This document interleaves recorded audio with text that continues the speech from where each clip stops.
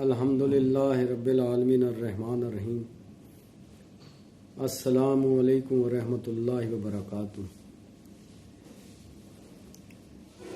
ایک بزرگ تصوف کے جوہری پہلو کے سلسلے میں آج کا واقعہ، آج کی بات معاملات صوفیہ۔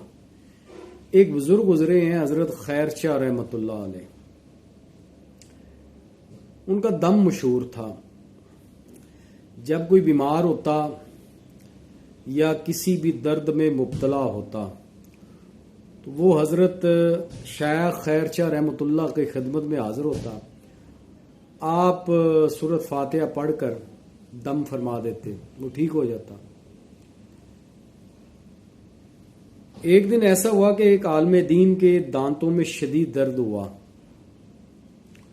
کسی نے بتایا کہ حضرت وہ جو بزرگ ہیں حضرت خیر شاہ رحمۃ اللہ علیہ، وہ دم کرتے ہیں تو آرام آ جاتا ہے۔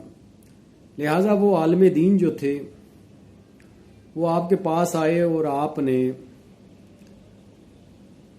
الحمد للہ کی بجائے الحمد للہ پڑھ کر دم کیا۔ اب وہ جو عالم دین تھے ان کا درد تو ٹھیک ہو گیا۔ آرام پانے کے بعد انہوں نے فرمایا کہ حضرت آپ آیت صحیح نہیں پڑھتے، آپ الحمد للہ کو الحمد للہ کہتے ہیں، تو یہ بہتر نہیں کہ میں آپ کی الحمد ٹھیک کروا دوں، صحیح کروا دوں۔ آپ نے فرمایا کہ بہتر یہ ہے کہ اس کی بجائے، یعنی میری الحمد ٹھیک کرنے کی بجائے تم اپنا دل صحیح کر لو اور درست کر لو، باقی سب خیر ہے۔ اب اس واقعے کا جو جوہری پہلو ہے وہ یہ ہے کہ عالم دین نے جو بات کہی وہ بات تو ٹھیک ہے، غلط نہیں ہے۔ انہوں نے قرآن کی ایک آیت سورۃ فاتحہ کی جو ہے وہ غلط پڑھی، تو انہوں نے کہا کہ میں آپ کو ٹھیک کروا دیتا ہوں، یہ صحیح نہیں ہے۔ اب جواب میں حضرت خیر شاہ رحمۃ اللہ نے فرمایا کہ اسے تم چھوڑ دو، تم اپنے دل کو صحیح کر لو اور اپنے آپ کو درست کر لو۔ اب اصل میں یہی اس واقعے کا جوہری پہلو ہے۔ اب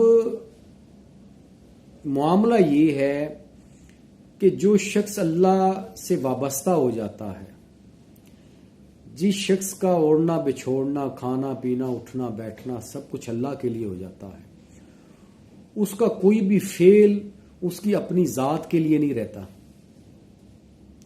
فعل اچھا ہے یا برا ہے۔ جب بندہ اللہ سے جڑ جاتا ہے تو پھر اس کا فعل بھی اللہ سے جڑ جاتا ہے، وہ اللہ کی طرف سے ہوتا ہے، اللہ کی عطا ہوتا ہے۔ وہ اچھا ہے یا برا ہے، وہ اللہ ہی کی طرف منسوب ہوتا ہے۔ بس جو اللہ والا ہوتا ہے، جو صوفی ہوتا ہے، وہ یہ کرتا ہے کہ اگر وہ کوئی نیک کام، کوئی نیک عمل اس سے سرزد ہو جائے، کوئی نیک فعل سر انجام دے، اگر دے تو وہ اسے اللہ کی طرف منسوب کرتا ہے۔ اگر کوئی غلط کام، کوئی برا فعل سرزد ہو جائے تو وہ اسے اپنی طرف منسوب کرتا ہے۔ لیکن جب آپ اللہ سے جڑ جاتے ہیں، مکمل طور پہ داخل ہو جاتے ہیں اللہ کی قرابت میں، قربت میں، اللہ کی محبت میں، اللہ کے ماحول میں رنگ جاتے ہیں، تو آپ کا کوئی فعل ذاتی فعل نہیں رہتا۔ تو یہی معاملہ حضرت خیر شاہ رحمۃ اللہ کا بھی تھا۔